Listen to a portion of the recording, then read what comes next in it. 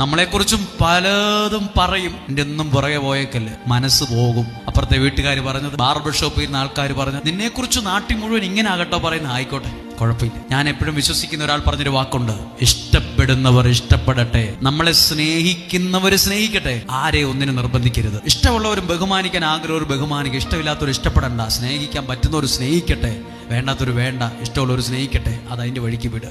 മനുഷ്യൻ പറയുന്ന വാക്കുകളുടെ പുറകെ പോയാൽ നമുക്ക് ഡിപ്രഷൻ വരും. അവരെന്താന്ന് വെച്ചാൽ പറയട്ടെ. പൗലോസ്ലീഹായെ കുറിച്ച് പറയുവാണ്, പുള്ളി ആരോ കൊന്നിട്ട് വന്നതാന്ന്.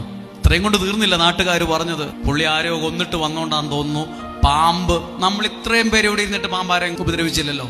ഈ പാമ്പ് ഇവിടെ പെട്ടെന്ന് ആഫ്രിക്കയിൽ നിന്നും വന്നതല്ലല്ലോ. പെട്ടെന്ന് ഈ പാമ്പ് എങ്ങനെ വന്ന് കൃത്യം ആ വിറകിന്റെ അടി പാമ്പിരിക്കുന്നു, അത് നിന്റെ കയ്യെ തന്നെ ചുറ്റുന്നു.